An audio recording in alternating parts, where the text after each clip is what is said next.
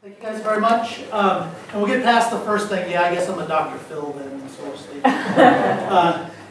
My students never will let me hear the end of that, so it's like one of those things to embrace. I guess one of the things we're not here to talk about is all of the different variety of period instruments we use for playing bass and contrabass lines in the period, because many of us are modern double bassists.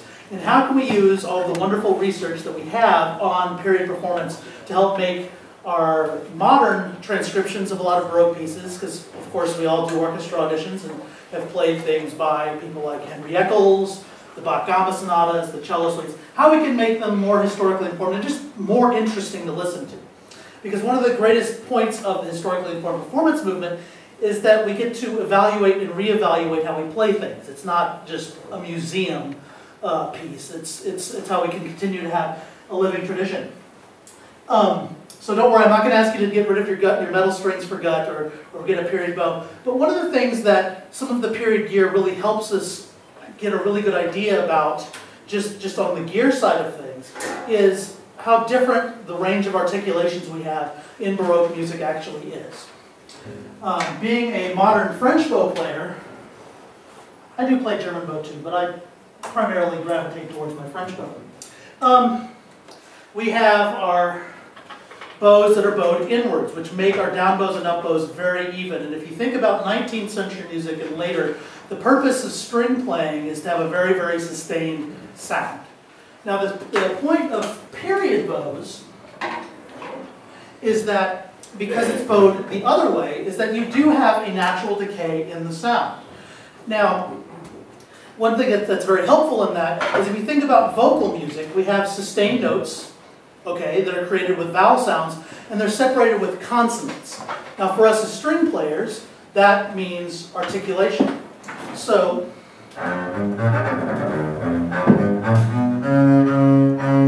is that you might hear a lot more bite and attack, but for, if we're thinking about vocal music, that's important in that literature to think about diction, as opposed to the kind of melismatic nature of 19th century vocal style. We're dealing a lot more with the clarity and precision of consonants.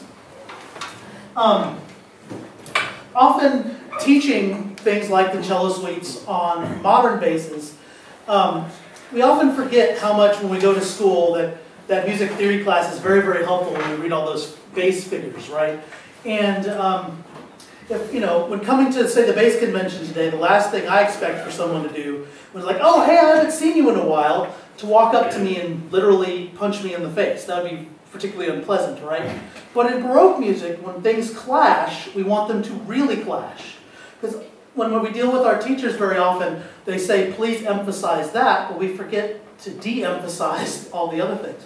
So, say in something like, oh, I don't know, the opening of the prelude from the first cello suite, while it's a dance suite that has very different distinct dances that have their own formal structures and emphases rhythmically, a prelude is a stream of consciousness piece. And how do you sustain interest during something that essentially is a run-on sentence?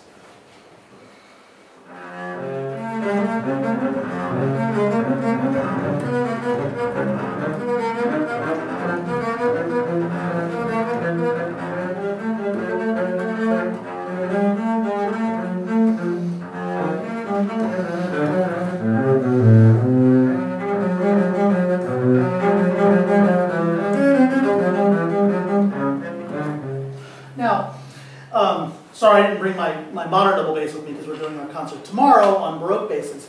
But, how many of you have played through any of the cello suites? Just raise your hands. Okay? Gamba sonatas? On double basses, I should say. Okay. So, and here's one for you. What about the Telemann unaccompanied Gamba sonata from the Detroit Music Maestro on double bass?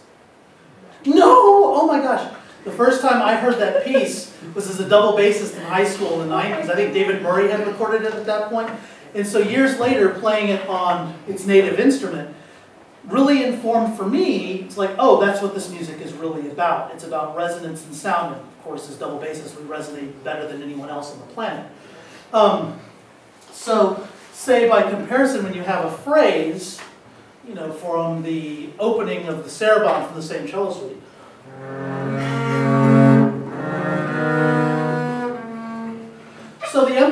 saraband is always on the second beat. And what we always want to aim to do then is when the chord resolves,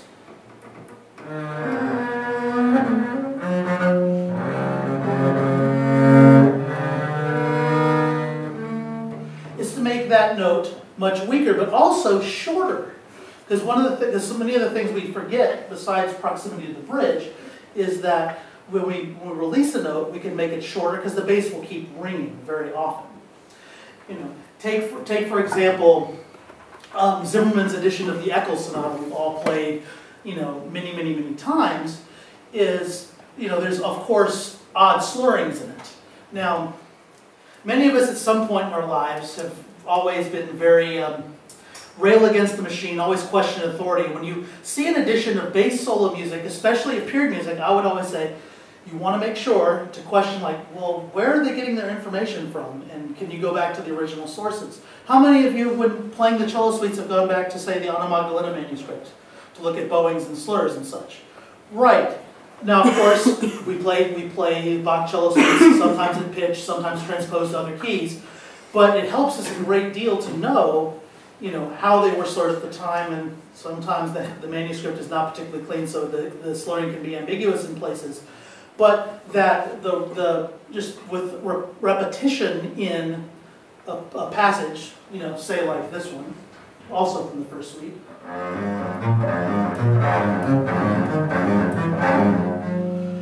Now, often in later music, when we have anything that's repeated in a phrase, if you say, you know, Mary had a little lamb, we always think of it as an echo. But often, because of the way they thought musically about rhetoric in that music, when you have repetition, it's usually for emphasis. And so you don't always want to think of things as having just an echo. And when you have repeated notes in a passage with that, they're the unimportant ones. So they don't need to be, especially on an open string, they don't need to be long, and they don't even need to be loud, because they're going to keep sounding anyway. For people who don't have much experience in performing historically important performance, dealing with that sort of issue in their playing, I often say, it's like, okay, you're not going to probably be the first to go sit down and read every treatise on playing bass lines in performance practice, but there's some really good ones to start with. And if you want a recommendation of a really good book to explore things about issues of bowing, issues of phrasing, Judy Tarling's Baroque string playing, in parentheses, for ingenious learners, is always a good start, because she kind of lays out things based off of having read all of those treatises in a very, very small and concise way to get to the point. You know, dealing with issues of the rule of the down bow, and of articulation, of doubling, of ornamentation.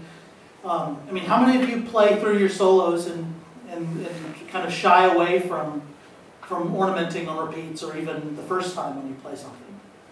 You know, we all do that, or we all have at some point been reticent to do it, but it's really exciting when you have the vocabulary and the ability to do that.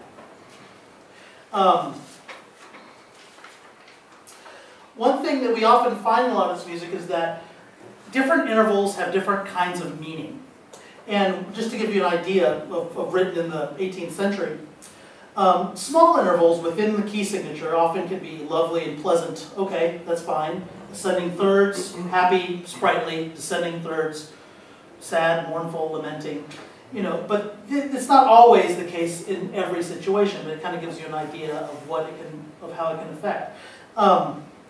To give you an idea of, say, something played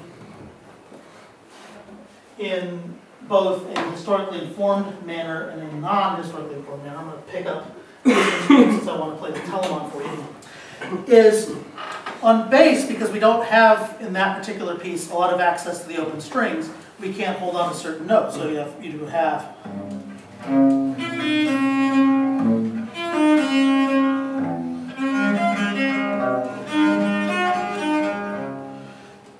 whereas on an instrument like this one, which of course is native instrument, we go out of our way to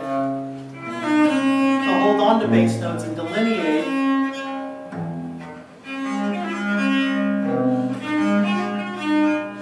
a high line from a low line, since it's trying to imply counterpoint. Now, there's a whole lot of music besides things from the High Baroque. I mean, we have things by Bach and Telemann that we play. Of course, many of you play things like Marcello and Vivaldi transcriptions.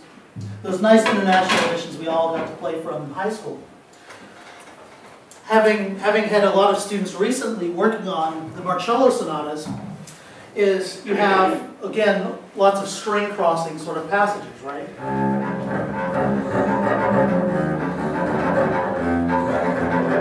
And you always want to make sure that not even, that since you have a sequence of 8 notes, they're not always equal. And what determines how unequal they are in emphasis is usually the harmonies, right? Because it's to say a dominant will always be stronger than a tonic. And we often find that we get to the ends of continuo parts, because those of us who all play continuo parts in Baroque music, we see O, a low D. What are we likely to do? Well, it's a low note on a bass. We like to play it loud, right? and often I'll be sitting in rehearsals and on this instrument, like say doing something like the Matthew Passion, I'll be listening to the bassists and be like, oh, God, they're really whacking the resolution. That'd be kind of like starting up the movie like 20 minutes after the climax. So you want to be able to avoid punching resolutions. I don't know why I keep being focused on punching today, but I promise I'm not a particularly violent person. To give you an idea, at the time, looking at tutors, say like Leopold Mozart's on playing the violin, Quantz's on playing the flute, you're like, what does this have to do with playing the bass? Well, a lot of times we're playing transcriptions of other instruments' music on our instrument. This, in our, the double bass in our modern form didn't exist at the time, right? So you want to take what information you can on how they played melody line parts and apply them. Because especially if you read Quantz, he doesn't really like bass players very much, does he? So one of the primary concepts that we want to have in playing Baroque music is a great variety of articulation. And many of you who might have been here for the Dragonetti discussion this morning, it's even though that you don't have bowings or dynamics or articulations marked in Baroque parts, it doesn't mean you don't play them. So here's a quote for you.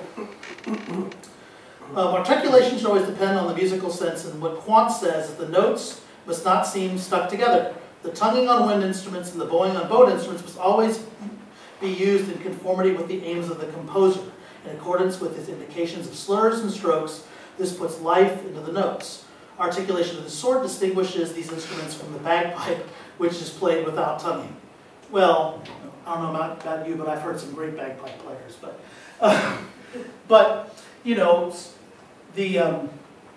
when playing, say, the opening tune of the first Gamba Sonata, I'm going to play it down in our comfortable octave for the moment.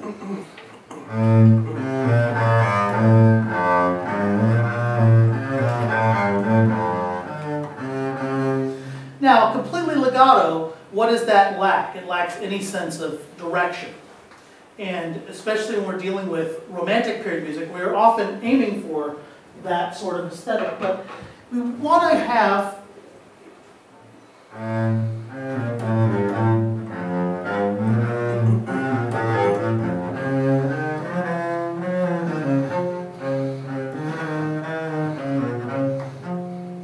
so often, how many times when you've been in a class when someone says the same thing again and again and again and again and again, you zone out, right? When you have a harmony, a static harmony, you don't need to reiterate this, the same pitch again. Often in bass lines, we'll have octaves.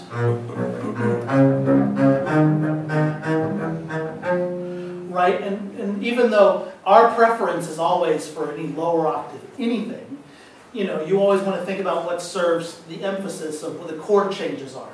Now, nothing says being further apart or being better together with the continuo player, be it on lute, organ, or harpsichord, whether the bass line and the harpsichordist keyboard player can play well together. And listening for where those harmonic crunches occur, even in solo music. We play the opening of the Echoes. We have a nice minor sixth that opens it, right?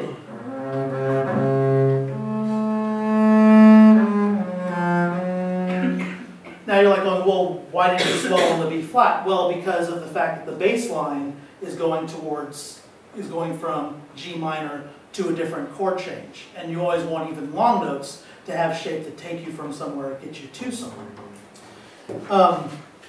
In regards to dance music, it's often important to remember what the different dances are.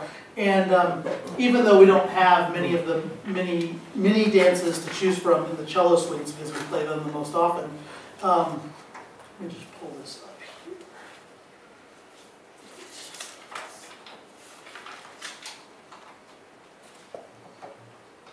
Right, in say 18th century dance suites, Bach cello suites are typically nice, concise 6 movements. Some of the French ones go on for 10, even more movements, and so you have a variety of dances that you can pick from. The Almonte, which of course we find very often in the cello suites, was referred to as Almain in English, was considered to be much more heavy dance than the Galliard, which of course is an English dance. And as an example here, described as a sort of grave, solemn music whose measure is full and moving, and that's the definition in 1740. Now, of course, many of us who perform on period instruments deal with all sorts of unequal temperaments, and so we deal with keys that have various meanings. I mean, how many of us would think that F sharp minor today would be considered a very, very happy key, right? We generically think that minor is sad and major is happy. I guess life is probably a bit more complicated, but because of those different flavorings, and choosing instruments or choosing keys that are very difficult on one instrument, say like the oboe, you can have an effect that sounds more tortured because it's just physically harder to play that particular in that particular key. But some of the meanings of some of the dances change. I mean, we won't often in the cello suites deal with chaconnes, but it's, even though we play bass lines in Baroque music, it's often very applicable to our performance of solo music. When I work with my modern students very much when playing any Baroque solos, the word that always comes is articulation, articulation, articulation. It's always problematic when listening to performances of, say, cello suites, and they all sound kind of the same dynamic and the same sort of aesthetic as, say, a prelude does, because a jig is not the same as a courant, is not the same as a prelude.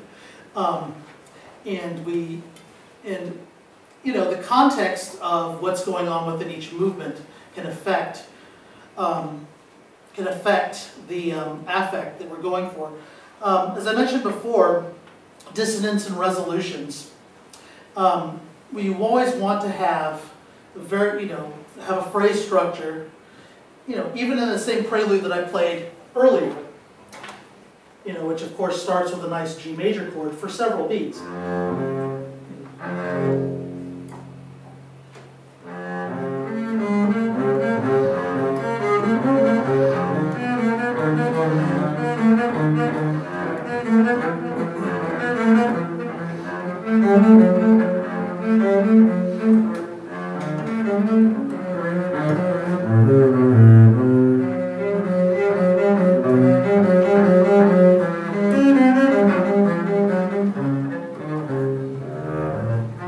So knowing where there is points of counterpoint, so you can know whether to play a high line in a different character than a low line, especially in the cello suites. Also, what the harmonic motion is doing and what colors you can achieve. I mean, when it goes to E minor, it's really easy to be dark and quieter. And of course, when it gets up to a very high point in regards to the D major chord that you heard earlier, that it's really easy to then, therefore, blossom at those points. The let's see what my music is.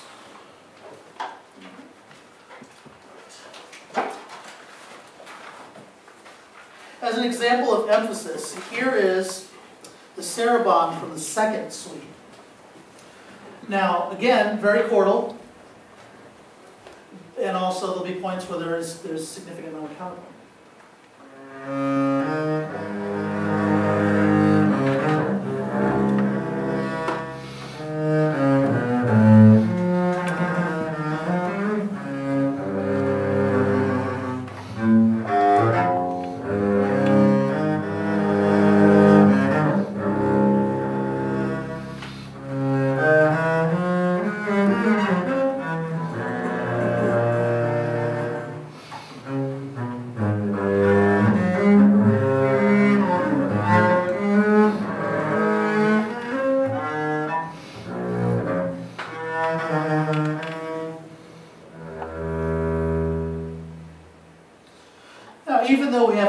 On beat 2 in the closing measure when it goes to F major from D minor, we don't have to give it a whole lot of weight because he already rhythmically separates it and by octave.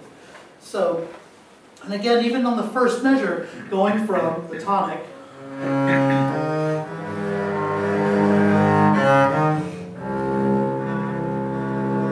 we have already a 1-5-1 motion. So we already have a place where we know we're going to the furthest point from the tonic back.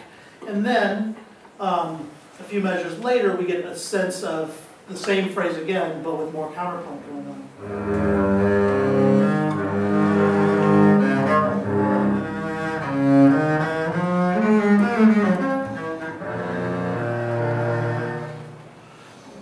And knowing places where you could add suspensions like that, as you just heard, a 4-3 suspension to a C major chord. The second half of this particular saraband, you're going to hear a lot more counterpoint and delineation of trying to keep both lines separate.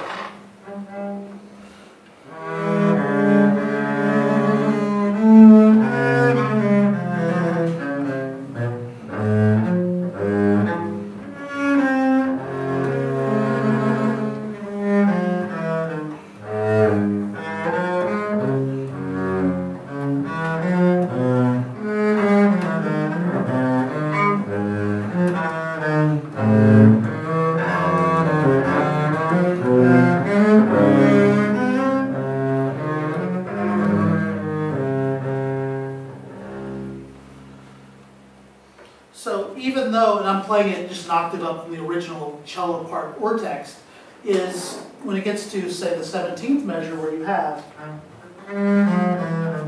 separate idea of the appoggiatura.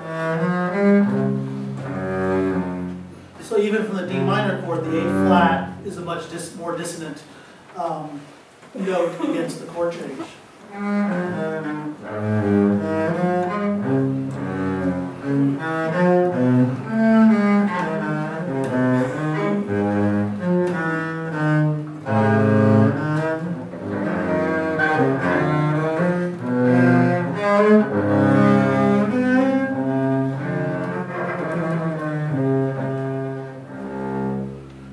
Now, of course, I'm playing it on gut strings, and I wouldn't.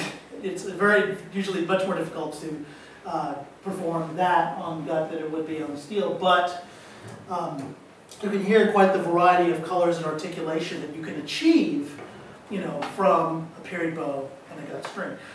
Now, the telemon I mentioned earlier, I think the international edition is in G. You get to the. You have that sort of figure that opens that movement. And while that sits very well in G major on the double bass, when you compare it to its original home on the viol, which is in D major,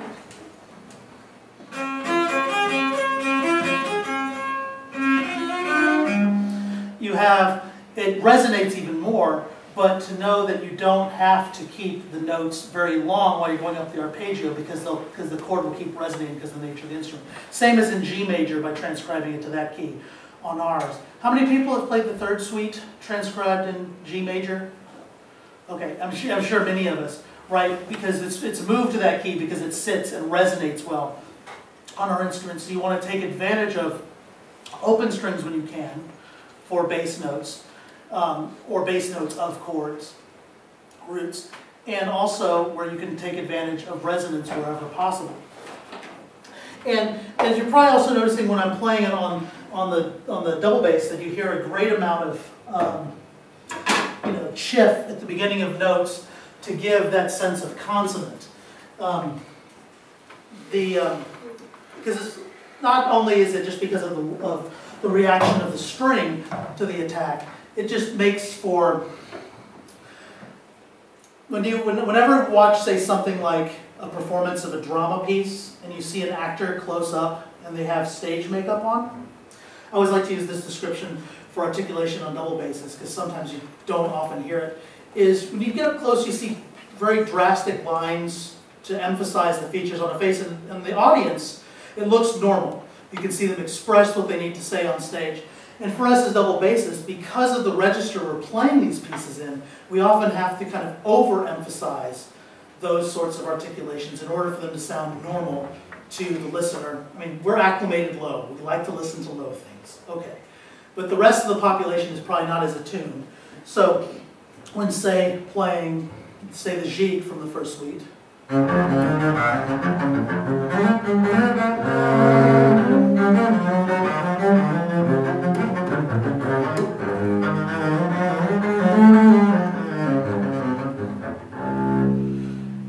always thinking very much of making the legato and the separate notes dramatically different from each other, so that way it will sound one way out there,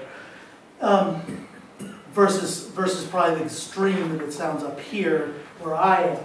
Because we all know the physics of when you get at least 10 feet away from a double bass instrument, the tone changes dramatically from where it is right where the player is. So, and that can often affect kind of our psychology when we're playing it.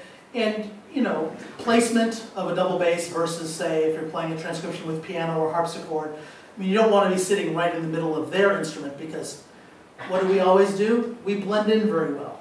When I talk to a group of high schoolers, I always like to describe, it's like, well, bassists, we're like ninja. We're deadly and we blend in. When we're playing solos, we often have to imagine that our ninja outfit is neon pink. Now, of course, if anyone's going to give you a hard time as a ninja in pink, they won't live long before they actually have to say any insult. But the point is that we often have to think a bit brighter. When I'm playing a piece that's originally for another instrument, I'm trying to think of, okay, how can I get the most effective sound out of a double bass that will pay homage to the original instrument it's written for? Because, I mean, how many of you actually played any of the cello suites, on a cello? And I'm not a cellist, but I picked up a cello and go, oh God, it sits so easily on our instrument. Why are we trying to run Mac OS on a Windows machine? Because it often feels that way, right? It's, I mean, you can always go the other way, but, so I'm not trying to sound like a proponent of someone like, we should not play these pieces on our instrument. But I think if you think about, I mean, when I first learned any of the gamba sonatas double bass, well, I was also learning gamba at the time, so I would often take lessons playing the same pieces on both instruments. Now, of course, it's an easy way to go broke when you're trying to get private lessons from two different teachers at the same time. But it's just to get more insight. It's not like, okay, I'm going to study this piece with my bass teacher, and then behind his back or her back, I'm going to go sneak over here and study it with, say, a viola da gamba player or a Baroque cellist. But it's just to get more ideas and thoughts of how it articulates on its native instrument. Say playing the from the same first suite.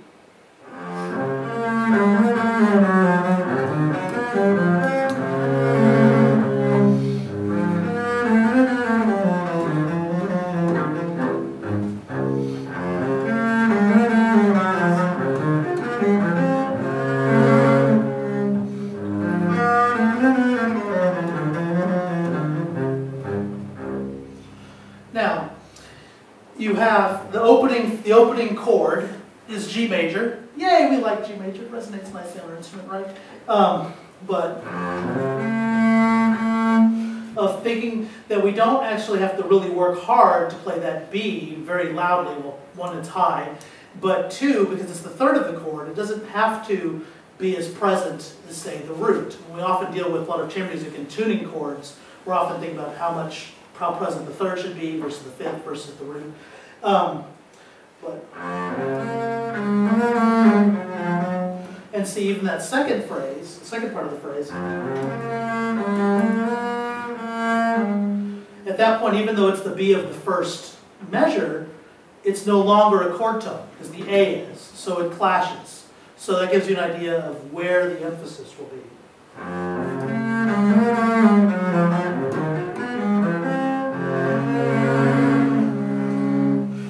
And always to make those resolutions weak.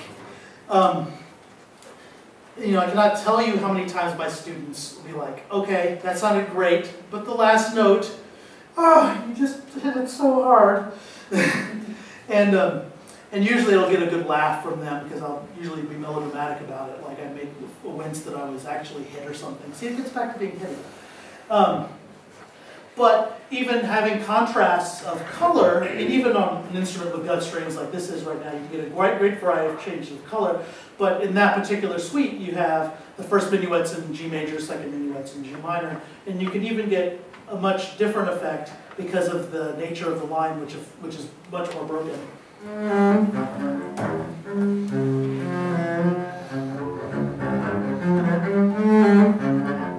You know, because of the fact it goes between the top and the bottom of the instrument, and you don't have to, even though it's low, be loud. It's a great feeling to be liberated from knowing that even our most comfortable register, we want to try to serve what's going on in the music the most. We're mentioning before about the Eccles Sonata, which we'll of course be playing tomorrow, right back here, similar bat time, different bat time, I guess. But what's great is playing it as a duo that will be able to really, you know, I'll be in that case being playing the bass line, but be able to shape something.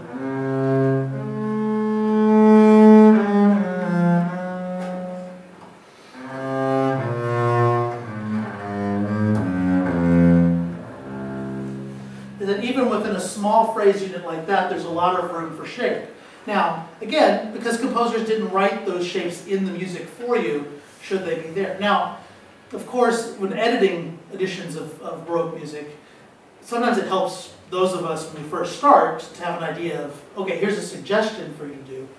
But often, when I pull out the Zimmermann Eccles edition, I'll go, oh, let's take that out, to try to get back to the basic core meaning from the original violin sonata, and then add back in those dynamic shapes just so that way they're starting from the most bare bones meaning that the composer gives. Every week I teach at one high school. It's in the North Chicago suburbs, and I'm always in a room next to a saxophone player playing the Echo Sonata. Now, because of the fact that we love performances, and I love Edgar Meyer's performance of the Eccles with banjo, because, well, you know, it's better choice of instrument than, say, the piano, because it is a similar color to harpsichord. Not exact, but similar. And listening to how a saxophonist is playing, one of the things we find in the Echo Sonata, especially in the Courante, the second movement, we have syncopated slurs all over the place. In Zimmermann's edition from the 50s, right? And we're like, look at the original, you know, publication for violin, you're like going, oh, they're all separate notes. You know, does that mean we shouldn't slur them? No, but the fact that they likely never used syncopated slurring is one of those things you sit there and go, okay, let me question the rationale of that musical choice. Now, if someone performs that, and, you know, I'm not going to be sitting there as an audience member going, oh my God, they played the Zimmermann edition, they should be hung, drawn, and quartered. But, you know, the point is just be able to reevaluate what we're playing and not feel that it's just a fixed point in time. You know, that there's always chances to have different takes on a piece like the Eccles. How are we doing on time, by the way? About 3 minutes. 3 minutes? Wow, okay. Well, I feel like I've only been talking for 5 minutes. I probably talked way too much, but does anyone have any questions about playing Baroque solos on bass and what issues that you find when you're playing them? I know we're all ready for lunch, aren't we? Yeah, please. How do you deal with the register of the bass line that you're playing and the register of the continuo line? I guess Jim and I were talking about this at length over the last few days, is like certain pieces I'm kind of on the fence about playing on double bass now, because having played, like say the gamba sonatas on gamba, you put the gamba sonatas on double bass, and then the registration of the counterpoint gets all flipped around, and that can be very messy. Like in a piece like the Eccles that we'll be performing tomorrow, I'll be keeping the bass line in the same register that it's written in the continuo part. I guess it'll still be an octave down, but just trying to compensate volume-wise for being so close to where the soloist is, or at least an octave closer, you know, to try to be sensitive to the fact that it's really easy to just, when you're playing a bass line instrument, to over-honk them. So do you think it's better to transpose a piece to a key that's better for the instrument rather than putting the integrity of the actual written key? Well, you know, it's if you think, I always find that it's, if you could do that and still serve having it sound in a similar way as its native instrument, you know, like say playing something that's written originally in C but putting it in G on the double bass, it will fit better, and you can actually better approximate the phrasing you get on the Baroque cello. That's probably a better service. I would suggest that if you transpose music to a different key for the bass, that it usually sounds better a fourth or a fifth away rather than an octave above or an octave below or whatever. Right, or like say playing it at pitch. It puts it, yeah, instead of playing it at pitch, because a fourth or fifth or away from the original puts it in the characteristic register of the bass. And then instead of playing, for instance, the cello suite, some people play them at pitch, you're way, way, way up there. And It's not often, it doesn't often take advantage we've heard that, we know how it sounds. Right, but it doesn't often take advantage of the resonance of the instrument that we have, so that way you can have the best of both worlds. You know, you can have the clarity of it, not necessarily putting it in the bottom register where a listener can possibly not hear it. I mean, I wouldn't want to hear the prelude of the first suite, you know, in first position on a double bass because, well, okay, I'm a bassist. I would, but I don't think a lay member of the audience who doesn't live in our register would feel as comfortable. You know. Did you have another follow-up question, by the way? I'll come back to yours. Okay. If I could tag on to what Jim said, that also gives you the opportunity to transpose the keyboard part down a fourth or a fifth, and then it's not totally mud. Right, because if you go particularly far away from its native key downwards, then they're not going to have a lot of freedom to do what they need to do as keyboard players. And just remember that the keyboardist's job, it's not soloist and accompanist. Say in a piece like the Gamba Sonatas, it's two equal soloists. And you have to be sensitive to the fact that usually they have two solo lines versus one. And sorry, one more comment. That's fine. A general rule is that the melody line should never cross below the real bass line of music. Right. So if we transpose into a different key or octave, we want to make sure that we never go below the real bass line. Well, thank you guys very much. Thanks for listening to my ramblings for 45 minutes. If you have any questions, you can easily Google me. I'm easily found.